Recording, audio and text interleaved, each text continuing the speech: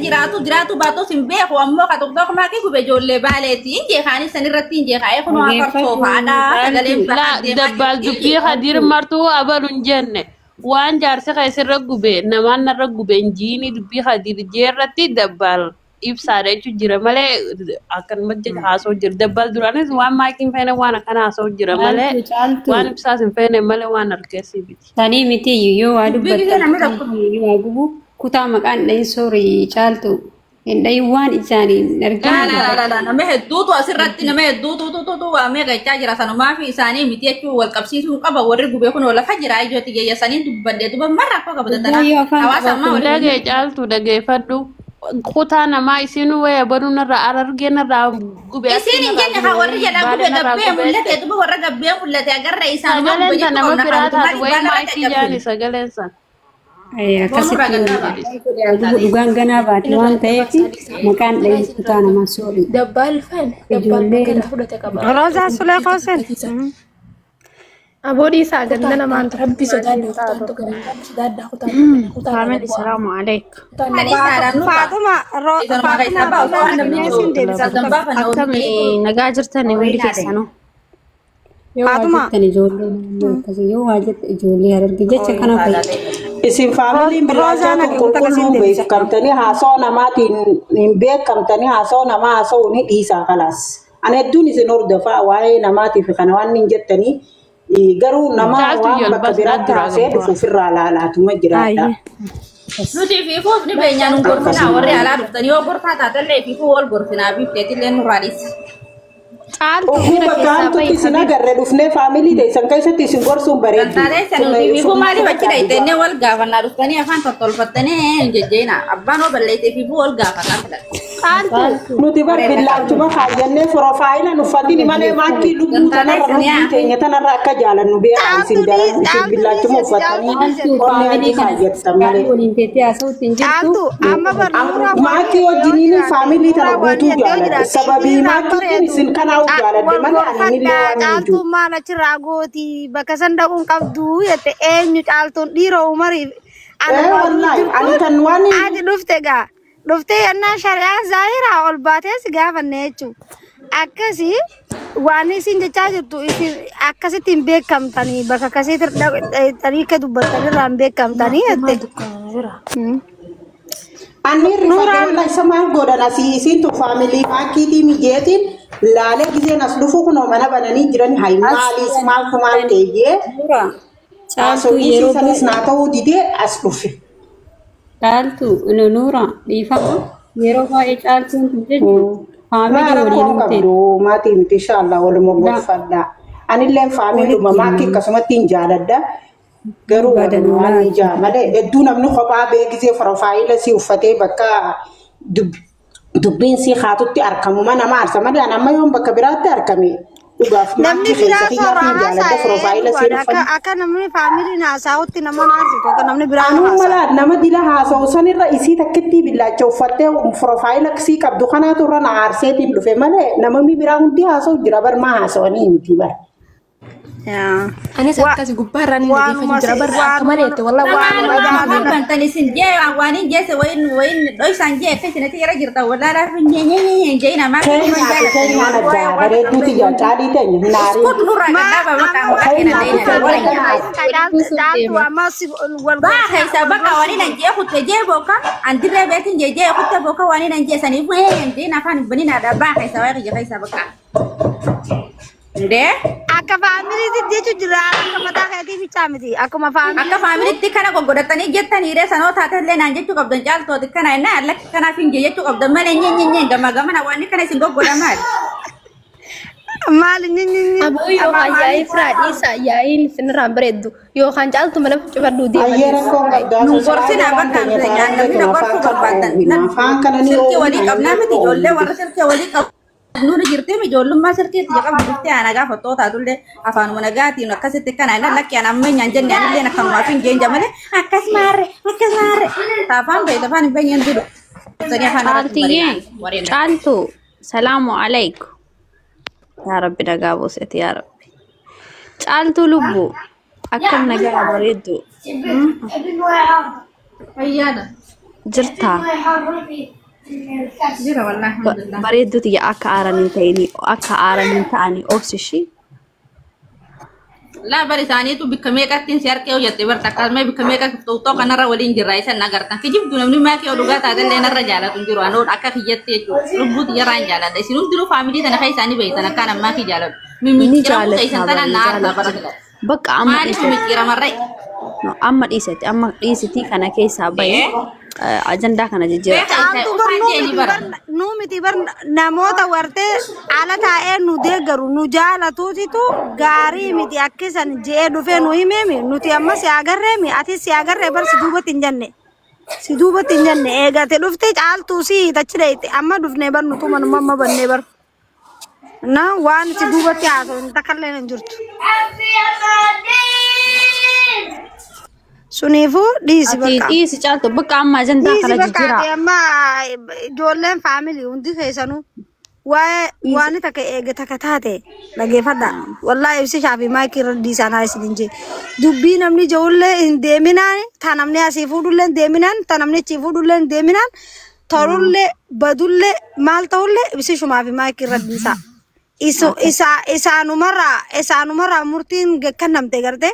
Akkanaaf kana dubbiin kijibni bakka hundaa deemala isin numa agarti numa akkuma keenya kana laalti laala waan takka laaluun gaariidha dubbachuu caalaa laaluun gaariidha garte gaafammoo murtiin dhugaa dhufte nama kaan akkas dubbii durfaa sagalee duraan namni nama biraatiif jeefaa fidanii si fakkeessuun mara sanirra cal jettee laalte hogguu abbaan sunu gaafa murteeffatee waan sun murtooyte gaafa dhufte ammaasis waan maakiin dubbatteerra dhaabbatne waan ibsishaan dubbatteerra dhaabbanne onne malee waan dabbalfaan haasa'e waan namni biraa haasa'e waan namni viidiyoo waraab dalagee namatti erge viidiyoo san walitti erguudhaan bara kana godhan bara kas godhan maaliif beena eessaa fidanii akka isaan waraabatan amma gaaf tokko akkasitti haasawa namni haasawa nama biraatiif haasa'e fidanii abaluu suntu abaluu kan ajjeese jaanii fidanii walitti dhan warri miidiyaan beekamu garte waan ati ammata meeqa dura haasawite mafaa fiduu danda'an garte. Anema arkeetiin ture waan viidiyoo san tanamne afarsoo akkana jee akkas jee jaanii hangam takka dhugaadhaan hin beenigaa irraa dubbachuu hin dandeenyu. Sanumaaf caljan ammallee nuti ammaasis waan qabatama madda odeeffannoo OMN irraa dhageesse gaafa duraanii yoo ilaalte OBS irraa yoo dhageesse walqixa numa laalta malee walqixan fudhattu madda sagalee teessiin fin wallistee mana isaanii qabate ajaa'iba akka ajaa'ibaa kanatti habiibti. Sanuu dhiira faarsatiiba bullookiya echalan sagaleen isiitu Rosa Solee Hoseen sagaleen isiitu ndagaamtu maal walistere wallahi wabilla akkana isaan bar dhiira wajjin akkana jaani ka jedhan tokko jira dhiira gama gabana teecho isiin maali kayyaranii kaan dadhabna akkasitti weellisaa turte habibti. Abisanya tak jatuh ye. Wah, kau bahasa tasin? Wow, asalani jana gara-gara tu. Waalaikumsalam warahmatullahi wabarakatuh. Waalaikumsalam warahmatullahi wabarakatuh. Justu ya jamaah kami sayang ke sana ya. Gube hangaru. Wala jimma gube wala hararge gube aydellam. Accounti maiki namota lama qofa gubu danda. Abba mana email afi password qabu tokko hiriyoota isi wajji nyaatanii dhugan lama. Dogoggora isin sammuu siitiin tiktaaka sirratti uumtu sadi karaa kana sadeeni ala gubachuu hin danda'u accountiin maayikii. Deemfeetu samii seeni deemfeetu dachii seeni waan fedhe lafi dhiqotu. Qaamota sadeen kanaan ala accountiin maayikii gubachuu hin danda'u. Jimmaa gube keessatti waan jibba jimmaa qabduufi. Hin jiru. Gaafiin keessi deebi'ee jetti yaada yoo fedhe waan biraa dubbadhu yoo waan dubbatu wajju baatte nagaan deemu. Okay, namni mana keessa jirtan. Dabbal. Waya. Lali. I love you, thank you. Ammallee pilaatfoormii akkuma reefuun tana siin jetti nuti kun wanni rabbiin buqqee mataadhaa guddoo tana nurra kaa'eef Gandummaatti na farsaa, loogummaatti na farsaa, maalitti na farsaadhaa fi miti. Jooggoneetuma bira hunnaa. Namni akkaawuntii maayikiidhaa gube nama 3. Afree ati 3 goote an afree isaan mataa isiidhaatiin jaa akkamitti yoo kanaan jettu taate. Tokkoffaa haadha faatee. Lammaffaa Asli, sadaffaa Ibsaa, afraffaa isuma mataa isiidha. Akkamitti yoo kanaan jettan taate pilaatfoormiin ammaan tana dhufe kuni bar tiktaak kana namarra gubuu yookaan ifirra gubuu jechuun akka boombiidhaati. Hamartii irraa baaftee boombiin tun hamartii irraa baaftee hanqa turtu qabdii bar. Eenyuutiitu okkee firra godhe. Eenyuutiitu okkee firra godhe. Iimeela eenyurratti dhaqe. Eenyuutiitu yes I do eeniin barbaada ifirratti godhe yes. Laalamma mee waan takkaan isinitti himaa ani dabbaaliin himadha tiktaak kanarra deemeetiin community tiktaak irratti dhaqeetiin himadha. Akkasitti dabbaaliin jaaniini ati himata obsaan hin jaaniini himata namni kun si wanni godhe ni qeebaltaa jan disagrees hin jaan no jettaan akkasitti discuss wajji godhan si wajjiin haasawanii jechuudha gubbaadhatti waan sana akkasiin mormattee amma fakkeenyaaf yeroo hedduu wanni irra dhufu interpreter irra dhufa warra translation irra jechuu kiyya warra chiigartee isaaniif afaanii beekadhaa googil qolirratti afaanii kaan kun akka abbaan argatetti anamma dhiyoo tana osumaan taphadhuudha jiruutiiti ati jechan taane garsiiftee naan jee tiktaak irratti makiinaan oofu jira mariichi gara galcheetu godhee fayyaa keetiif gaariidhaa mitii naan jee jennaan ha makiinaa oofu jiru anaa mitiin jeen saahiba kiyyaa walitti deddeeffannee chiboota irraa duraan sa'a 24 narra kaa'uudhaaf kaanii hoggaan xiqqishoo taawwaan sanitti fayyadame amma gaa Asliin maaliif laal asliin maaliif gubee hoggaa jennee laal. Asli jira miti obsa. Sirruma jira. Sirruma jira. Hatta hamichiyyoo maarree jawweedhaa jettu taa jimmaa gubeettu tana hundaa'u isiidhaa tooppika deemu jira. Hin gubne saniis muka jiga qottoon itti hedduudha mubaarakiif deemaniiti mubaarak hin gubne irraa guba chiloota dandeettii gubuudhaa sanii hin qabu niiti tasaatiifuu gubatee jira namni dhawamee jiruutitu qillinfaa'ee jira namni onni jaamiti akka jibban abbaan jibban. Uummata maskiina maqaa balleessuudha malee uummanni akkaawuntii namaa gubu hin jiru wallaa billaan.